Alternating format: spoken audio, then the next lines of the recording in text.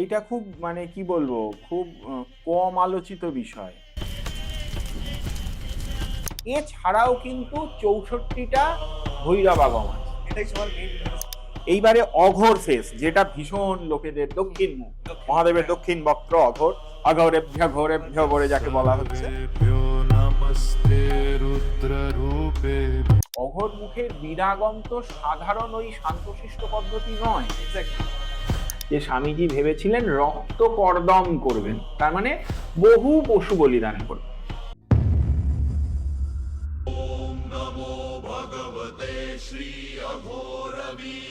নমস্কার সবাইকে, স্বাগত লোকান্ত রেডিওর নতুন এপিসোড। আজকে আমাদের সাথে শ্রী ব্রহ্মানন্দজি। আলাদা করে তার পরিচয় দেওয়ার দরকার নেই, সবাই তাকে চেনেন। যারা যারা ইউটিউবে তন্ত্রের বিষয়ে পড়াশোনা করেন তারা সবাই এই নামটা চেনেন। সরাসরি তার কাছে চলে যাবো। কেমন আছো? নমস্কার, ভালো আছি, চলছে মায়ের কৃপায়। তোমাদের সব ভালো? এই চলছে।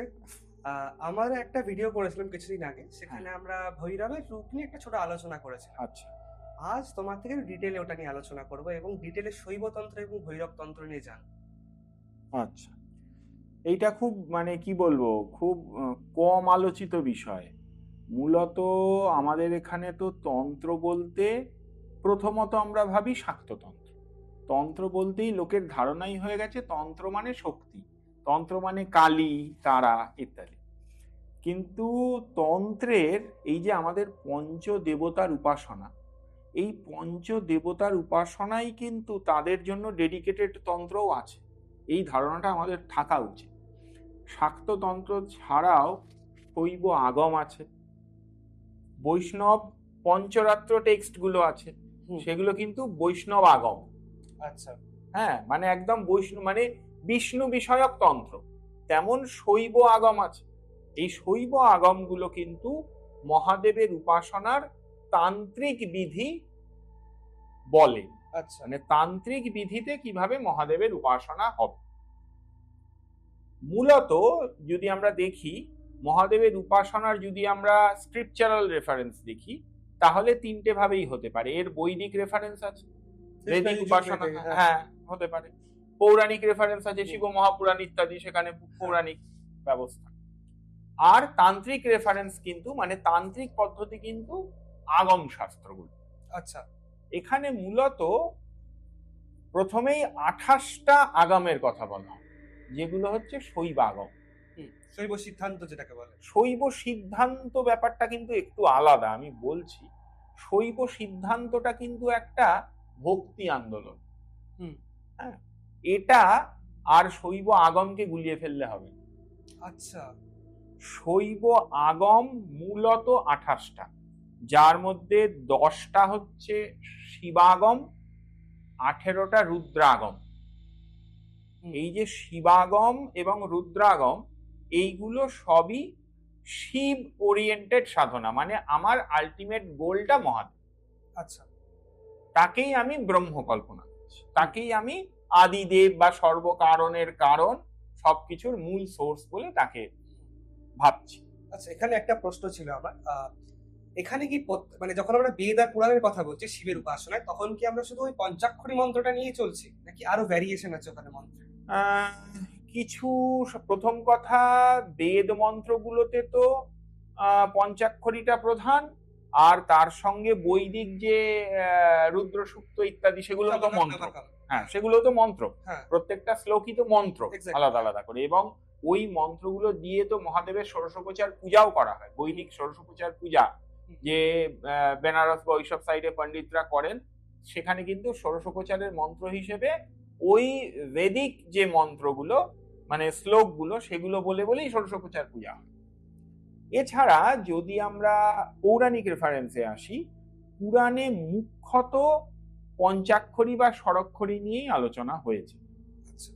কিন্তু তন্ত্র, দেখো তন্ত্রের বিশেষত্ব কি? তন্ত্রের মূল বিশেষত্বই তো মন্ত্র আর যন্ত্র।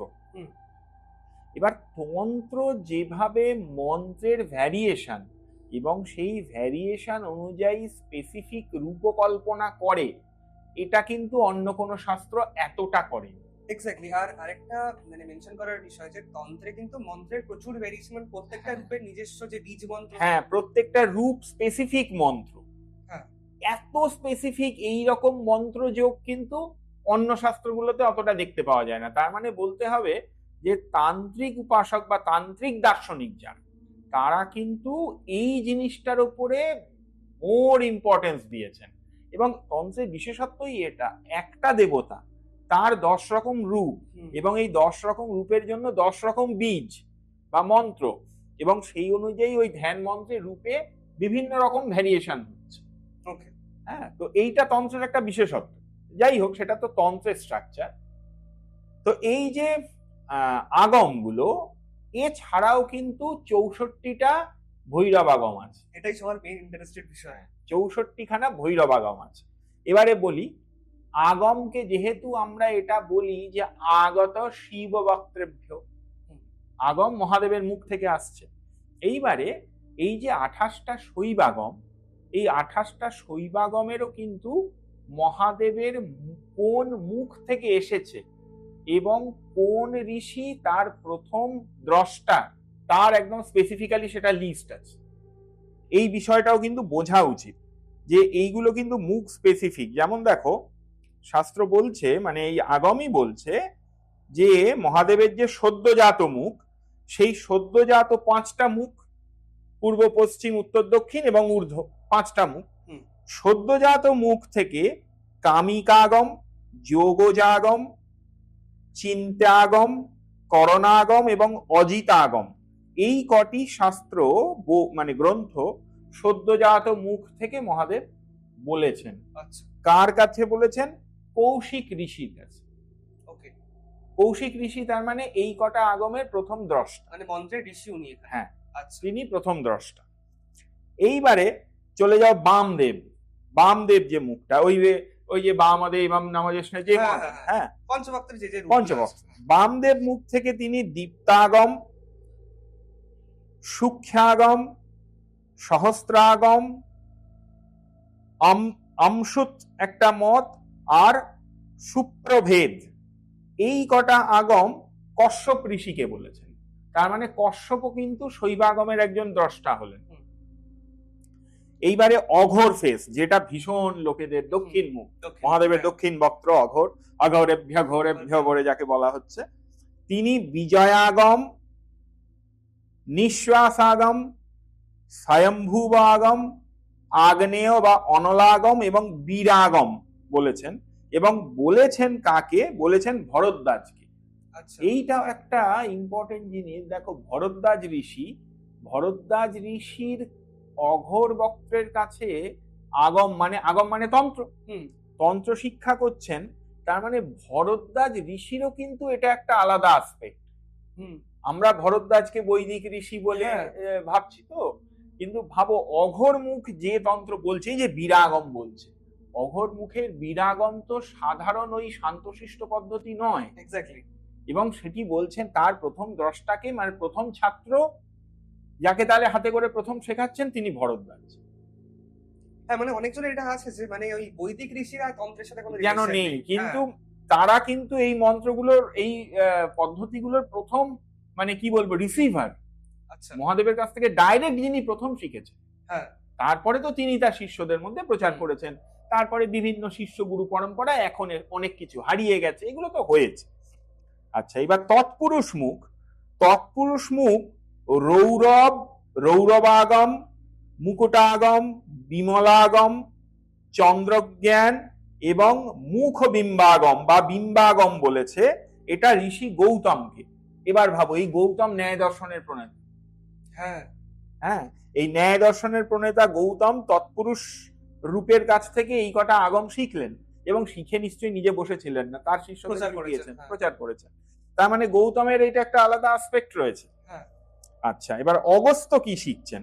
অগস্ত্য শিখছেন ঊর্ধ্বাগম গুলো, ঈশান মুখের কাছ থেকে। সেখানে কিন্তু প্রদ্যোৎ গীতা, ললিতাগম, সিদ্ধাগম, সন্তানাগম, সর্বক্তিয়াগম, পরমেশ্বরাগম এবং কিরণাগম এবং বাতুলাগম, এই কটি আগম অগস্ত্য ঊর্ধ্ববক্ত্রের কাছ থেকে পেয়েছেন। এবং এইটা একটা জিনিস যে ঊর্ধ্ববক্ত্র কিন্তু মূলত তো জ্ঞান মার্গ প্রকাশ করে। সেই জন্যে মানে অগস্ত্য কিন্তু ঊর্ধ্ববক্ত্রের ঈশানের কাছ থেকে যে বিদ্যাগুলো পেয়েছেন এইগুলো কিন্তু শৈবাগম শাস্ত্রের খুব জ্ঞান মার্গের উপাসনা। আচ্ছা, হ্যাঁ, সেইগুলো এইবার দেখো তাহলে এই যে আগত শিববক্ত্রেভ্য এই জিনিসটা এখানেও কিন্তু মহাদেবের পঞ্চবক্ত্র থেকেই শৈবাগম গুলো প্রকাশিত হয়েছে। ফলে আমরা যদি এটা ভাবি যে মহাদেব তার পঞ্চবক্ত্রে শুধু শক্তি উপাসনার কথা বলেছেন, সেটাও কিন্তু ঠিক না।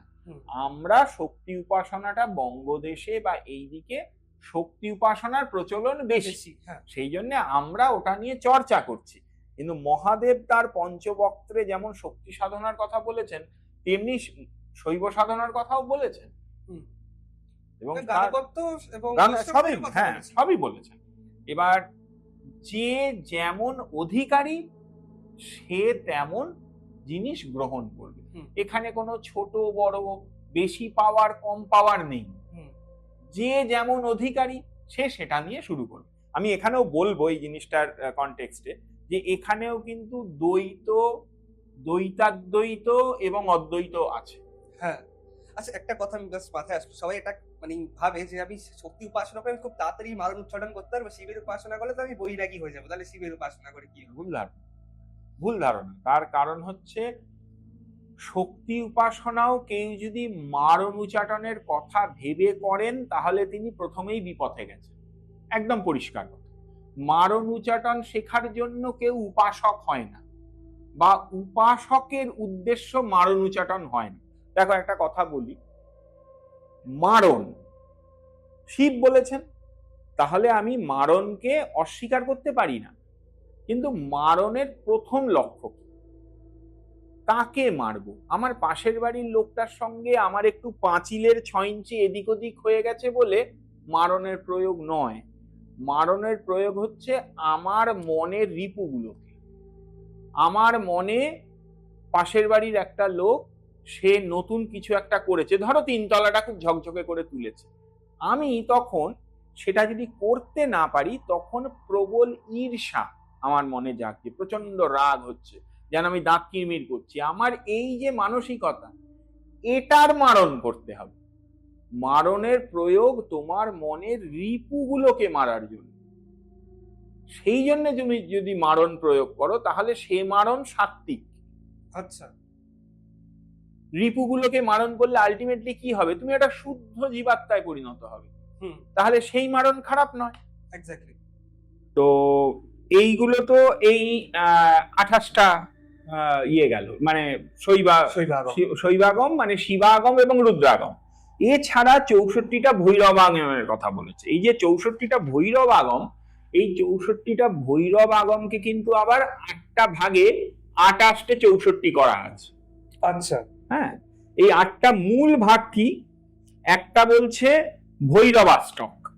ভৈরবাষ্টকের মধ্যে 8টা আছে: স্বচ্ছন্দ ভৈরব তন্ত্র, চণ্ড ভৈরব তন্ত্র, ক্রোধ ভৈরব তন্ত্র, এরকম করে ভৈরবাষ্টক। 8টা জামল। হ্যাঁ, রুদ্র জামল, এই 8টা জামল। এবার এই 8টা জামল শাক্ত জামল নয়, কিন্তু এগুলো কিন্তু শৈব জামল। শৈব জামল, হ্যাঁ। এটা কি রুদ্র জামল এটার মধ্যে কি পড়ছে? এদেরও রুদ্র জামল আছে। আচ্ছা, এটা নিয়ে একটা কথা বলছি, মানে আমি দেখেছি সাউথ ইন্ডিয়াতে ওরা একটা রুদ্র জামল শিবের মধ্যে প্রচুর। হ্যাঁ, এদের রুদ্র জামল আলাদা আর শাক্তের রুদ্র জামল আলাদা। আচ্ছা, ওই জন্য আমাদের এখানে শক্তি বন্ধ। হ্যাঁ হ্যাঁ, আচ্ছা আচ্ছা আচ্ছা। এরপরে আছে মাতাষ্টক বলে, মানে এবার যখনই আমি শিবের উপাসনা করছি, যেমন শক্তির উপাসনা করলে শিব আছেন, শিবের উপাসনা করলে সঙ্গে অ্যাসোসিয়েটেড শক্তি কিন্তু আছেন, তখন শক্তি অ্যাসোসিয়েটেড ডেইটি, কিন্তু শক্তি কিন্তু আছেন, শক্তিহীন নন। এবার এই মাতাষ্টক আছে, যেখানে রক্তা, লম্পাটা, লক্ষ্মী, চালিকা, পিঙ্গলা এইরকম কিছু তন্ত্র আছে, যেগুলো শক্তি উপাসনা মানে মহাদেবের অ্যাসোসিয়েটেড শক্তি উপাসনার পদ্ধতি ব্যাখ্যা করে। এরপরে মঙ্গলাষ্টক আছে, চক্রাষ্টক আছে, বহুরূপাষ্টক আছে, বাগীশাষ্টক আছে এবং শিক্ষাষ্টক আছে। এই 8টাতে প্রত্যেকটাতে 8টা করে তন্ত্র আছে, দিয়ে 64টা ভৈরব আগম।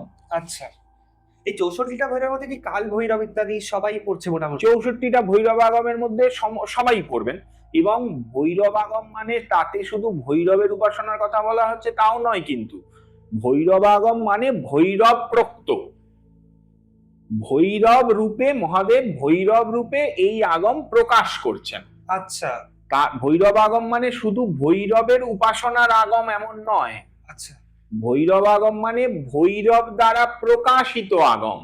আচ্ছা, মানে ভৈরব রূপেও প্রকাশ করছেন। আচ্ছা তার মধ্যে বিভিন্ন রকম আছে, ওই যে বললাম মাতাষ্টক আছে, মাতাষ্টক বা শক্তিয়াষ্টক। শক্তিয়াষ্টকে ওইগুলো ওই 8টা আগমে শক্তিদের উপাসনার কথা আছে, কিন্তু মহাদেবের অ্যাসোসিয়েটেড ডেইটি হিসেবে শক্তি। ওখানে কিন্তু শক্তি ইজ নট সুপ্রিম ডেইটি। হ্যাঁ, ওখানে এইটা সদাশিব হ্যাঁ supreme। হ্যাঁ এইভাবে আগমগুলো ভাগ হলো। এইবারে হচ্ছে যেটা নিয়ে আমরা আলোচনা করছিলাম, শৈব সিদ্ধান্ত। শৈব সিদ্ধান্ত ব্যাপারটা কিন্তু মূলত দক্ষিণ ভারতে শৈব সিদ্ধান্ত বলতে যা ভাবা হয় সেটা কিন্তু একটা মূলত ভক্তি আন্দোলন। আচ্ছা, সেটা কিন্তু তার ফিলোসফি কিন্তু অনেকটা মিক্সচার। তাতে শিবপুরাণ থেকেও রেফারেন্স নেওয়া হয়েছে, তাতে যজুর্বেদের রেফারেন্স নেওয়া হয়েছে, তাতে কামিকা আগম ইত্যাদির থেকেও অল্প স্বল্প রেফারেন্স নেওয়া হয়েছে। কিন্তু ন্যানার বলে একটা কিছু মানুষ ছিলেন, ন্যানার। এই ন্যানাররা 63 না 64 জন, 63 ছিলেন, হ্যাঁ ন্যানার। তো এই যে ন্যানাররা মূলত একদম dedicated devotee of Mahadev, dedicated. Shiva ছাড়া তারা অন্য কিছু জানেন না। হ্যাঁ, আর আমার একটা জিনিস আমি খারাপ লাগবে লোকের শুনতে, একটা ফ্যানেটিকনিজম আছে ওদের মধ্যে, যে ওরা শিবই শুধু। কারণ ওখানে একটা কবিতা বলে যে আমি যদি জঙ্গলে আমাকে হাতি তাড়া করে তাও কিন্তু আমি বিষ্ণুর মন্দিরে ঢুকবো না, আমি ওখানেই মরে যাবো। হ্যাঁ হ্যাঁ, এইখানে একটা ব্যাপার বলি, এর না দুটো অ্যাঙ্গেল আছে।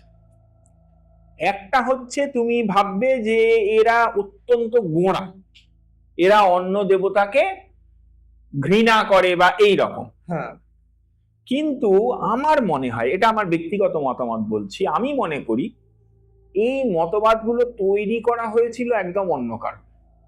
তোমার একদম সোল ডিভোটি তৈরি করা।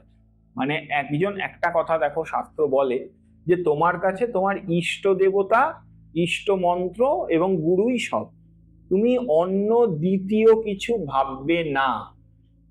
যদি তুমি ভাবো তাহলে বহু মন্ত্র বহু দেবতার ধ্যান নষ্ট করে, এই কথাটা বলা হয় যে তুমি যদি বহু মন্ত্র করো জপ নষ্ট হয়, আর বহু দেবতার উপাসনা করলে ধ্যান নষ্ট হয়।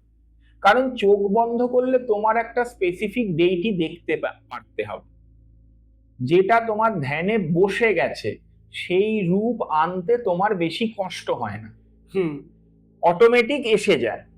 তবেই একদিন তুমি এই সগুণ থেকে নির্গুণে পৌঁছাতে পারো। তো সেটা যদি না হয় না, যদি বহু দেবতার প্রতি কারোর ইয়ে থাকে, তাহলে ওই সোল ডিভোটি সে তৈরি হবে না। সেই জন্যে তাদেরকে বলা হয়েছিল যে তোমরা ওই একজনকে চেন। কিন্তু কালক্রমে সাধারণ মানুষের, যেহেতু দেখো প্রত্যেককে তার গুরু কান ধরে ধরে এই এত ফিলোসফি বোঝানোর সময় পাননি, ফলে কি হয়, মানুষ নিজের মনের যে ষড়রিপু, নিজের মনের ষড়রিপুর আবরণ দর্শনের উপরেও চাপিয়ে ফেলে। তার ফলে কি হয়, এই যে দেখবে আমাদের এখানেও দেখবে কিছু বৈষ্ণব বলেন যে আমরা শ্রীকৃষ্ণ ছাড়া অন্য দেবতার প্রসাদ গ্রহণ করি না। হ্যাঁ, এখানে তো বৈষ্ণবরা খুব ফ্যান, ওরাও খুব ওরা। হ্যাঁ, গ্রহণ করি না মানে জিনিসটা এরম জায়গায় পৌঁছে গেছে সাধারণ এই ষড়রিপুর দ্বারা আবরিত ভক্তদের মধ্যে, যে তাদের মনে হচ্ছে যে অন্য দেবতারা ছোট, অন্য দেবতার প্রসাদ ঘৃণিত। এমন কথা কিন্তু শাস্ত্রের উদ্দেশ্য ছিল না। শাস্ত্রের উদ্দেশ্য ছিল যে তুমি সোল ডিভোটি তৈরি হও। কিন্তু হয়ে গেল কি, ঘৃণা উৎপাদিত, শুরু করে দিল। কোন ধর্ম যেতে যদি ঘৃণা উৎপাদিত হয় তাহলে ধর্ম আর ধর্ম, ঘৃণা তো ধর্ম নয়। এটা বুঝতে হবে তো মানুষকে। এবার একটা প্রশ্নতে আসি আমি, মানে এটা অনেকজন জিজ্ঞেস করেছিলেন সেই ভিডিওতে কমেন্টে, যে যখন আমরা শিবের উপাসনা করছি, বলা হয় শিবের একদম দক্ষিণ সাউথ ইন্ডিয়াতে বেশি প্রচলন আছে। হ্যাঁ, তো প্রথম 28টি আগমের উপাসনা করতে গেলে আমাকে দক্ষিণাচার ফলো করতে হবে, এবং 64টা ভৈরব আগমের উপাসনা করতে গেলে বামাচার ফলো করতে হবে। এটা কতটা সত্যি বা কতটা মিথ্যে? না, এই কথাটা সত্যি। তার কারণ হচ্ছে প্রথমে দক্ষিণাচার, তারপরে বামাচার, এবং বামাচার বা বীরাচার, তারপরে দিব্যাচার। হ্যাঁ, এই দিব্যাচারে তো আলটিমেটলি, মানে আমি যদি ভাবের কথা ভাব, প্রথমে পশুভাব, তারপরে বীর ভাব, এবং তারপরে দিব্য ভাব। এই দিব্য ভাবে পৌঁছানোটা তো সবারই লক্ষ্য, সবার লক্ষ্য। শাক্ত বলো, বৈষ্ণব বলো, শৈব বলো, সবারই লক্ষ্য।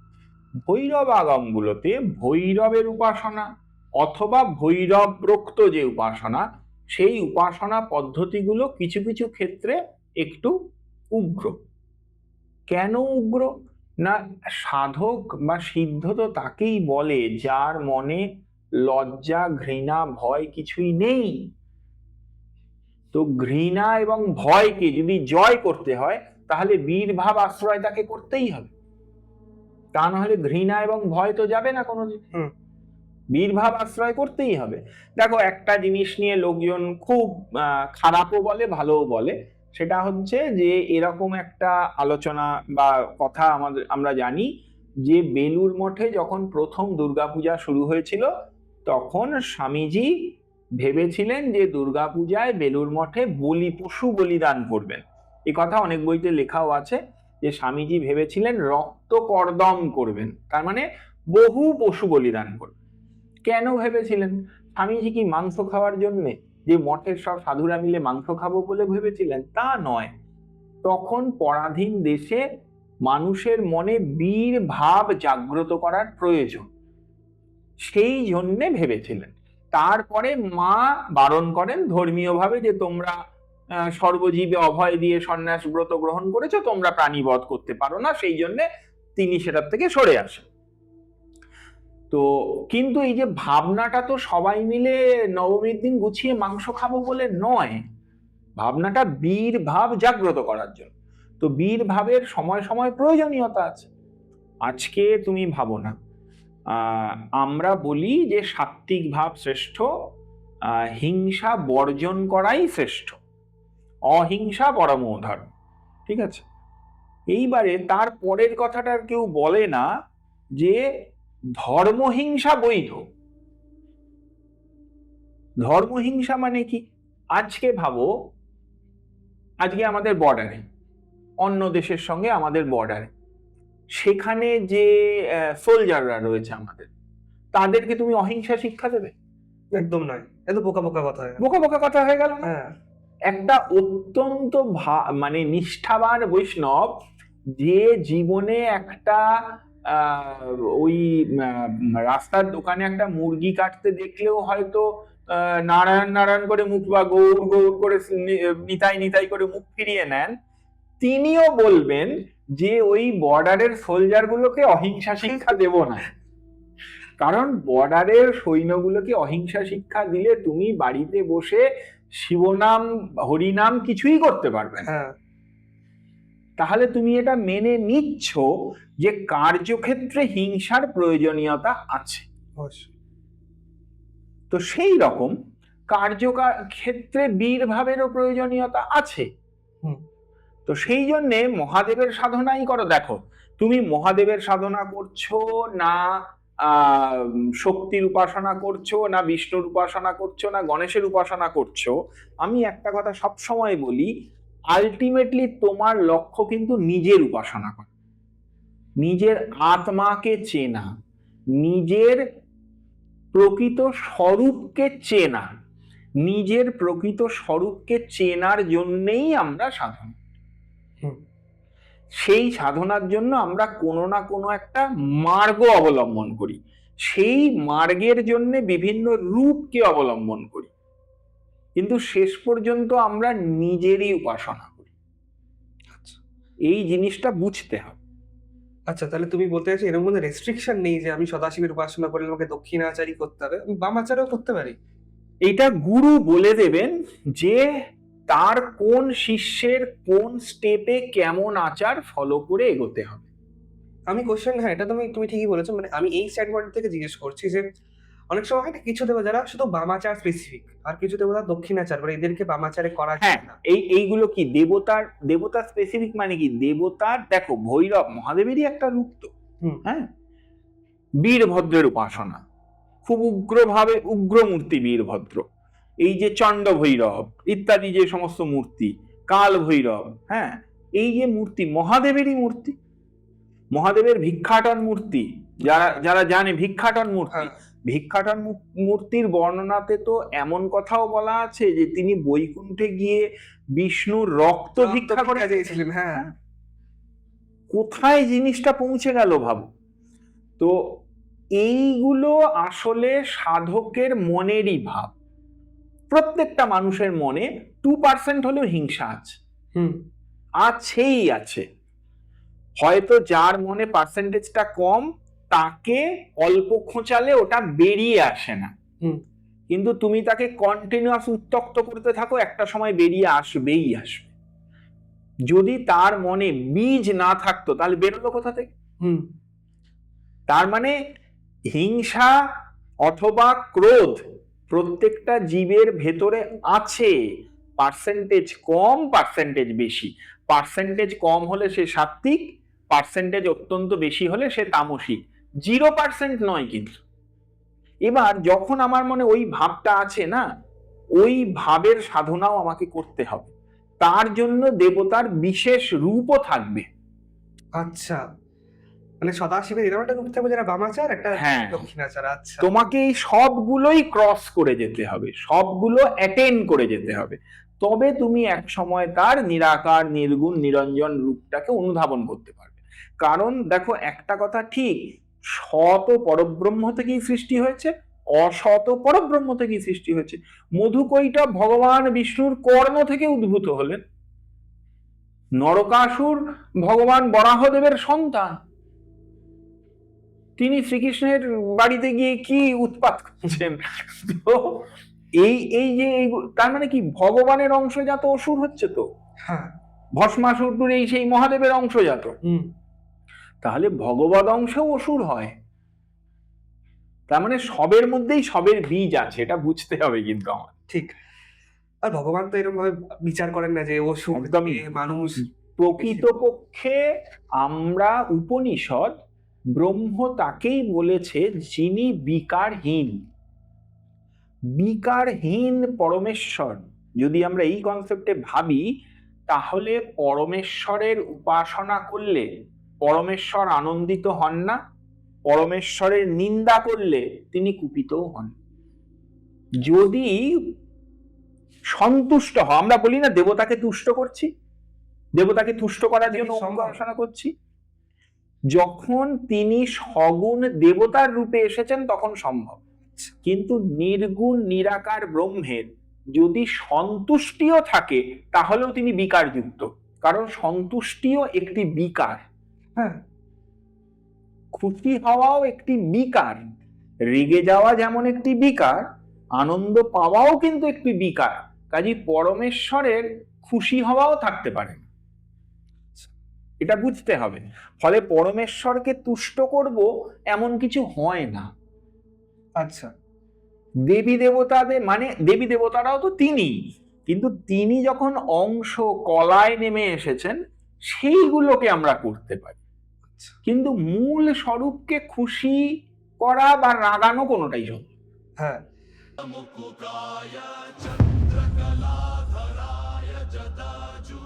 मणिकुण्डलभूषणाय महाभयङ्करस्वरूपाय महाप्रलयकालस्वरूपाय